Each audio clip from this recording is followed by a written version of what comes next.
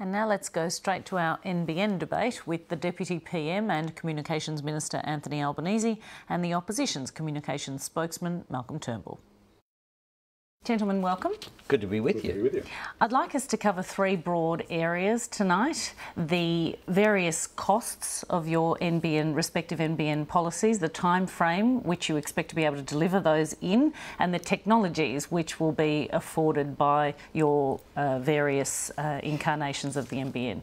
Let me start with you, Mr Albanese, and specifically with one of the key issues. That is, you want to take fibre directly to people's homes. Mr Turnbull, on the other hand, thinks it's best to take it to the street corner, the so-called nodes. Tell us, first of all, why is it important to take fibre all the way to people's homes? Well, it is important that we embrace best technology and that Australia deserves the best. When it comes to fibre to the premise, whether it be to the home or the business, what that will ensure is that you have download speeds of 100 megabits per second, upload speeds, importantly, particularly for business, of 400 megabits per second. You'll have it under our plan for the same price whether you live in the city or in a region. So that is really important in terms of wholesale pricing. You'll also make sure that you do it once and that you do it right, and you do it with fibre. When countries overseas have had plans like Malcolm's fibre to the node plan, New Zealand had it, they were doing it, they stopped and said, no, we're better off doing it once and getting the best technology rather than going back and retrofitting it in the future. So this is really about providing a future stimulus to the way that our economy operates, but importantly, it will transform the way that education, health and aged care services are delivered. It will make smart manufacturing so that we can compete in our region, and of course transform also the way that agriculture occurs in this country. And we'll get a chance to discuss all of those. Mr Turnbull, why do you say your fibre to the node, to the street corner, is better? Well, it's just getting the right mix of technologies. We're not critical of fibre to the premises. Indeed, under our plan, at least 20% of premises would be connected by fibre right into those premises. You use the technology that delivers the service you need in the most timely and cost-effective way. The balance here is between the cost of deployment, the time it takes you to deploy it, and the service level you deliver. Now, Anthony mentioned 100 megabits per second as being deliverable over fibre to the premises, and it certainly is. But it's also now deliverable and being delivered over fibre to the node at 400 metres distance from the node, which is a remarkable development in terms of the modern technologies. The approach that we are talking about taking. So you say you can deliver the same thing? You can deliver 100 megabits per second at 400 up to 400 metres away from the node on the existing legacy copper. Now, the reason you do that, the reason you keep that last 2 or 3 or 4 or 500 metres of copper, is because you save 3/4 or more of the construction cost and 3/4 or more of the time. And you can nonetheless deliver very, very high speeds. So you have to remember that speed is only of value to you insofar as you have applications that need it. If you're a household and you want to have a high definition video stream that needs 6 megs, well, with 100 megs you could be downloading, streaming simultaneously 15 of them. That is quite a lot of video. Now, the approach we're taking is the same that Deutsche Telekom is taking right now in Germany. British Telecom is taking right now in Britain. AT&T is taking right now in the United States, in Belgium, in Austria, and I think it's fair to say that they're doing that because that's what they can afford. Let's go to the next point. Does that mean that money has no object in Australia, that we are so rich that we can blast away billions of dollars without worrying about the cost? Let's talk about how much the various policies are going to cost. Anthony Albanese, is the government still confident that it can connect fibre to 8.5 million premises by 2021 for the sum total of $37.4 billion? We are absolutely, and important, Emma, it's 1,000 megabits, not 100 as Malcolm suggested that we just said 100. You said 100, sorry. Well, it's 1,000 megabits per second. So, but you said 100, but you meant to say 1,000. It's 1,000 megabits per second in terms of the download. Thanks for clearing that up. 400 upload. And what that will do is at a government equity, that is government debt, of $30.4 billion. Malcolm's plan is for 25, he says he can guarantee. No, I'm talking about, let's take this one at a time. Tell us, we'll talk to Malcolm Turnbull about his plan. Can we talk about yours? No, I want to talk about yours. Will you commit to be able to deliver by 2021 8.5 million premises with fibre for $37.4 billion sum total? Absolutely. And the important thing is, it's not just me, it's been the corporate plan was considered by KPMG. They found that it was, in terms of the timelines and the costings, that all the assumptions were good. Okay, so you're sticking by those figures. Now, Malcolm Turnbull, you say Labor's project will in fact cost $94 billion to complete, and that yours will be $29.5 billion on the other hand.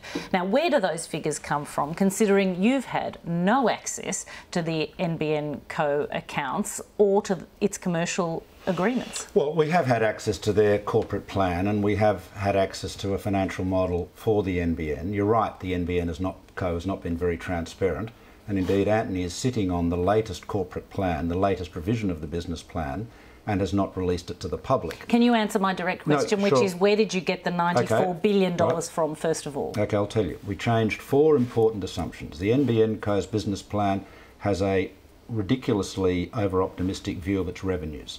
It believes that its broadband revenues will increase by 9% in real terms for 10 years. That is without precedent and contradicted. The revenues? The revenues. But we're talking about the cost. Hang on. You've said their project will cost $94 billion, which is different to revenue. Well, let's not confuse the issues here. It's already confusing enough. OK, if you just let me finish, I'll explain. The peak funding requirement of this project is the sum of the revenues over the period, over the construction period, and the costs. So in other words, the cost is... Isn't the cost just what it costs to build the network? Well, because that is offset in part by the revenue. So the more revenues you've got that you're earning on the way through, the less is your peak funding requirement. But let's not have an argument about accounting. Let me just work. No, but I'd like to, because it was on the front page of many newspapers. It was trumpeted by yourself on your blog and so on, that this, instead of costing 37 odd billion, was going to cost 94 billion. And I'm curious to know where you get those figures. The peak funding requirement under the Labor Party's plan, which is the sum of revenues and costs, is $44 billion. The peak funding requirement, as assessed by us, is $94 billion. And the difference comes from the fact that they have dramatically overestimated their revenues. They have underestimated the cost of construction, and you're seeing that. So we adjusted the cost of construction from $2,400 per premise to $3,600, and you've already seen contractors going broke, contractors demanding increased rates, and increased rates being given. So there's a lot of evidence to support that. We've also assumed that they will take at least 4 more years to complete the project, which brings with it added costs. And we've assumed that there will be more wireless-only households than they have assumed. Now, those 4 assumptions about revenues, cost of construction, wireless-only households and time are very reasonable ones. We put them out more than 4 months ago, and nobody has been able to say that our assumptions are unreasonable, or that given those assumptions you would not end up with a $94 billion figure. And you'd think if they were wrong, in more than 4 months, the government or the NBN Co or somebody would have said, no, Malcolm, you've got that number wrong. And no one has said that. Mr Albanese, are they wrong? They have been plucked out of a Cocoa Pops packet. This is an absolute nonsense with no basis in fact. And indeed, the Joint Parliamentary Committee, of which Malcolm is a member, did consider this and found there was no basis in fact. The NBN Co costs are now based upon, because it's being rolled out, are based upon actuals. What is actually occurring right now with the rollout. So this isn't some theoretical basis. There's been proper scrutiny by major accountancy firms of the NBN Co business plans, ticked off by Cabinet, a transparent process, all of those processes released for the public. And the difference comes down to $37 billion, yes, in terms of the cost of build, that's the CapEx figure. In terms of government borrowings, however, it's just $30.4 billion. Because the business plan stacks up, the market's prepared to lend to NBN Co, which is the difference between the two. Malcolm's plan requires, because there is no business case, requires so you reject the $94 billion. You reject the $94 billion figure. Absolutely. There is a 3% difference, a 3% difference in cost of government borrowing between the two plans, but our plan delivers speeds that are 40 times faster, and that will need to be just done once and got it right. This is like building a 2-lane harbour bridge, or it's like what happened with the Opera House now, where we have $1 billion needed to fix it up because cost cutting, politicians interfered, cut costs when it was first built, and then it is always more expensive to go back and retrofit. Well, Emma, let me just address a couple of... Let me address a couple of specifics. Under their corporate plan, the average revenue per customer starts at $22 a month, and by 2020-21 rises to $62 a month. Can we get to that? But we're not talking about what Sorry, it's you don't want to cost. get... Well, you've allowed Anthony to say, I pulled these figures out of a Cocoa Pop. I'm going to give you the details, and you don't want to hear me. But you're talking about revenue, and my question was about the cost of construction. We need to be comparing apples for apples if we're to have a coherent debate. Well, let me continue. Mr Turnbull, how can the coalition claim to be able to deliver an NBN faster and cheaper without the cost-benefit analysis that you claim the government didn't do itself in the first place?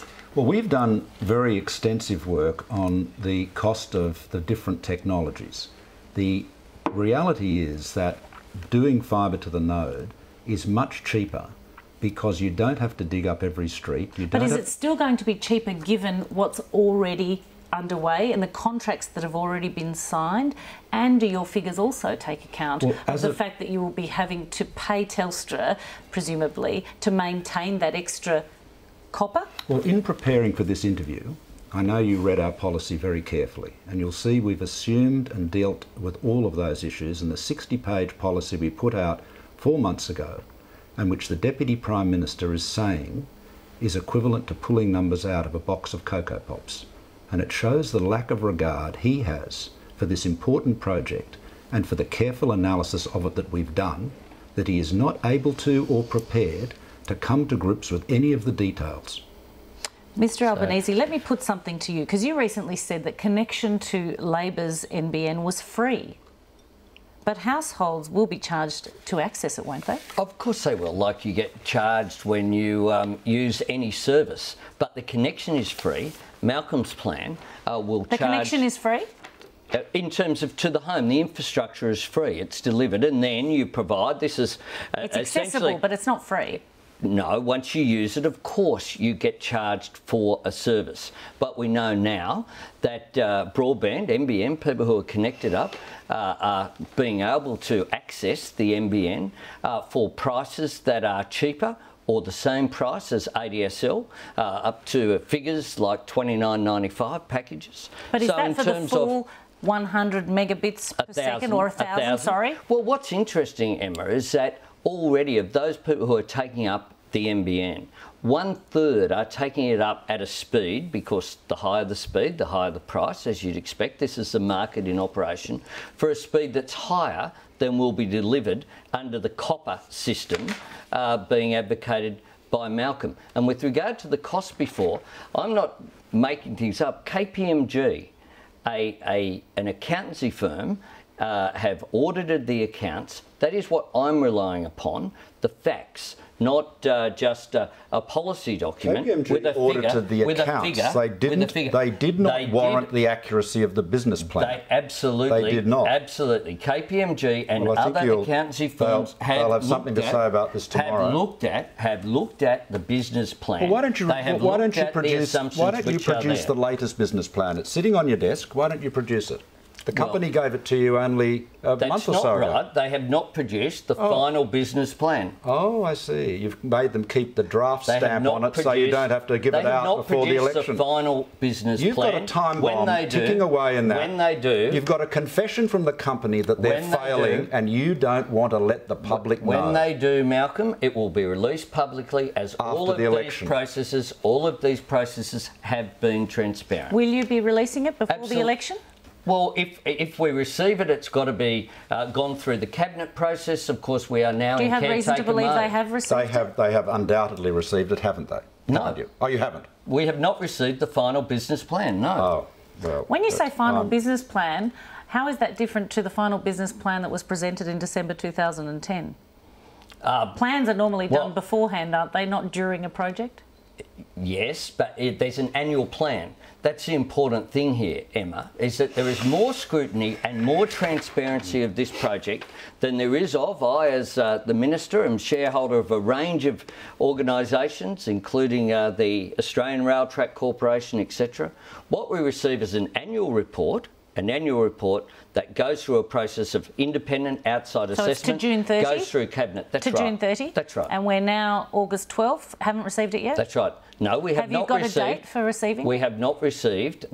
Well, that's up to the board, but we have not received the final business plan. Okay. Can I just raise one question? Are you saying that under Labor you can have the NBN at no cost? Is that what you're saying? No, of course, in terms of services being delivered. When you buy a service, you purchase it, of course. Well, why does your Labor Party flyers, here's There's one, all your notes. Say, this is one of yours. Get access to Labor, the NBN for Labor free. believes everyone should have the NBN at no cost, not just those who can afford it. That is what you guys are putting into every letterbox in Australia, and you've just confirmed it is a lie. And you're the Deputy Prime Minister. Let me make a point, Mr Turnbull, because I think I understand where the discrepancy lies here, and that is that under your plan, fibre won't be going all the way to the home. Correct. Well, not every home. No, it'll go to pay for it. Greenfield You've got to pay for it. $5,000. Well, it'll be a lot less than that, but anyway, it will. You've said thousands. How much will it cost if a household does want to upgrade at some point in the future to be able to access fibre directly to their home? Well, I think it's very unlikely that many, if any, will, because the speeds available on VDSL, vectored VDSL, fibre to the node, are so high. Will they also allow the 1,000 megabits, one gigabit? Well, let me just put this to you. Let's say Anthony said that fibre to the premises can deliver one gigabit per second, 1,000 megs, and you're quite right, it can. Do you know what it would cost to have a guaranteed 1 gig service? At least $20,000 a month. $20,000 a month in combined virtual circuit charges. So you see, when they talk about this massive capacity, and say this has got to be made available. Sorry, who's going to be paying $20,000 a month? Because see, Anthony doesn't understand how this thing is priced. Let me explain. No one's as smart as you, Malcolm. That is certainly not true. But when you are a retail service provider, you're Telstra or Optus or whatever, you have to buy a pipe of certain capacity from the customer's premises, your customer's premises, back to the exchange, the point of interconnection. And the size of that pipe will determine how much contention your customers have. I think we're getting a little more technical for the purposes of this discussion. But you always shut me down when I'm about to make the most important point. Okay, well, you don't want to, but let me just tell you something, Emma. The reality is this: if you want to have a guaranteed 1 gig service, your retail service provider will have to buy 1 gig of CVC for you, and that is going to cost $20,000 a month. For the average household?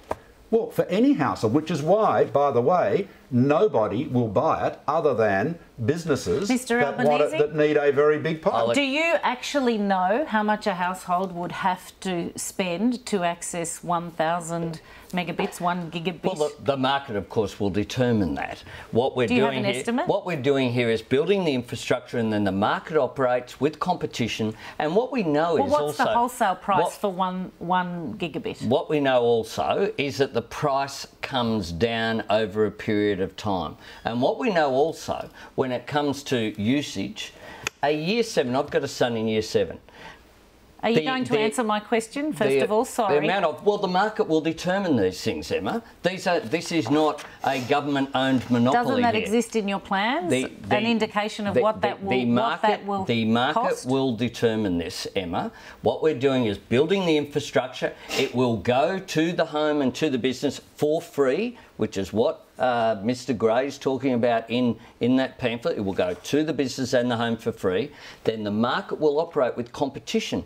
See, this is as a result as well of the effort that we made for the structural separation of Telstra, not done when Telstra was privatised, as should have occurred under the former government, something I think that Malcolm would concede. And at the same time, you had that not fixed and you had 22 separate broadband plans. What we've done is introduce a system whereby it will go to the home and to the business.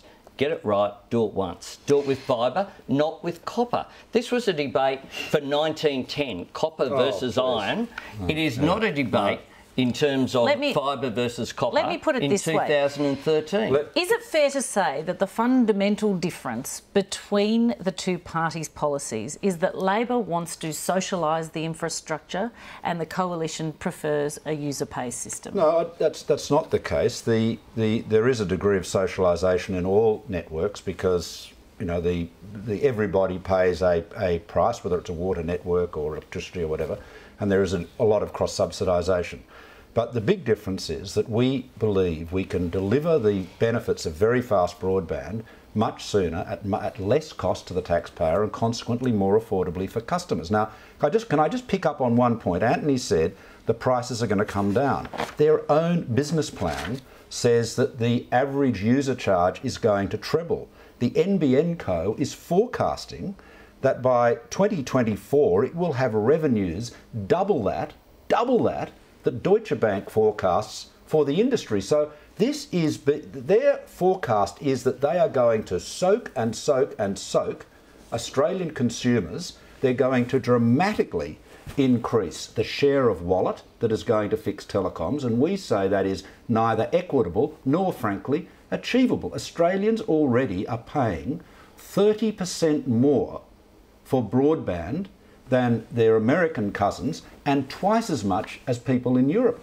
And this is going to make broadband in Australia even less affordable. So it's a lose for the taxpayer and a lose for the consumer. And Anthony can bluster about Cocoa Pop packets and iron and so forth as much as he likes. The facts are in his own documents. And he should have the respect for this debate and the billions of taxpayers' dollars that are being used in it to actually address the specific issues that we've raised and the criticisms that have been raised by the NBN Co's many critics. Well, can I ask you, a final comment, Mr. Albanese, tell us, why do Australian households actually need 1 gigabit?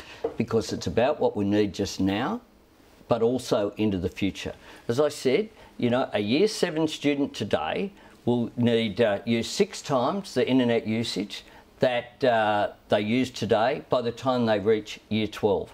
The expansion in terms of services that are used in terms of the internet across a whole range of services, health, education, aged care, as well as, of course, for business, where high-speed broadband is important because of the amount of data that's got to be downloaded. 1 gigabit? This is critical. Well, already businesses are saying that what they want is much greater than what Malcolm Turnbull's plan offers. I've done, for example, in Rosebery, just the other day, I was with the Australian Industry Group at a manufacturing plant. They want the NBN. They want access so that they compete with our neighbours. And what we have, you've got to look at where the money goes as well. Look at where Malcolm's money's gone. He's invested in French Telecom, which is having fibre to the home, not to the neighbour. They're doing VDSL, I promise you. They're like every telco in the world. they're doing a bit of both, and as the VDSL technologies have improved, they're doing much more of that. And just make this point about advanced manufacturing. You talk a lot about other countries, Mr. Turnbull, but I would point out that the Nordic countries are pioneers, and in fact, just in the last few months, Sweden, the Swedish government announced that its aim was to have 90% of households by 2020 with fibre to the premises. Well, a lot of governments set those goals in very grand ways, but they're very rarely achieved. The reality is that what's happened over the last decade, the cost differential between fibre to the premise of 3 or 4 or 5 to 1 and fibre to the node has remained there.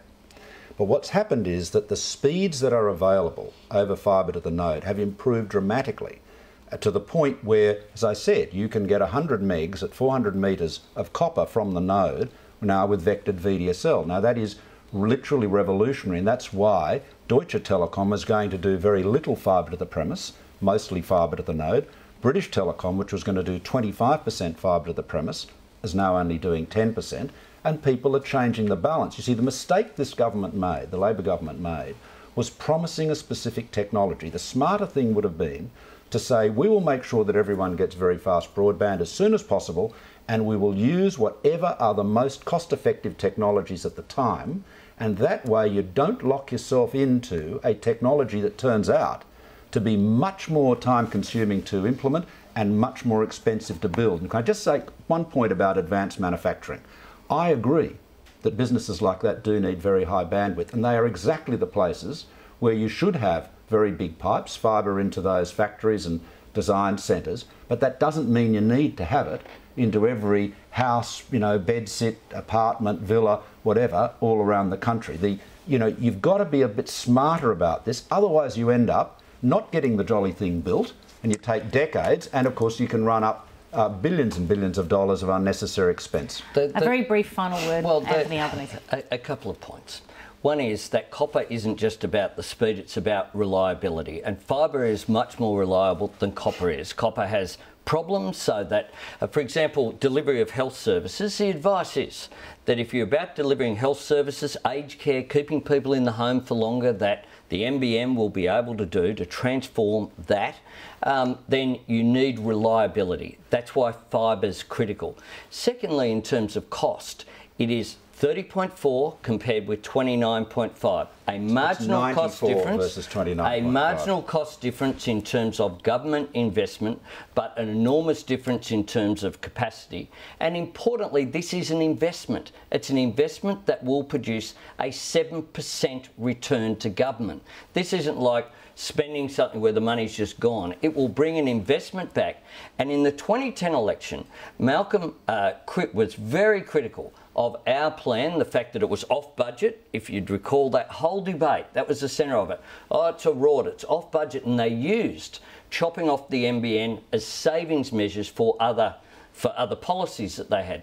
This time round, they're accepting that it's off budget. They're accepting, therefore, that it will produce a return, and they're using the same system, except they've got $29.5 billion of government debt off budget.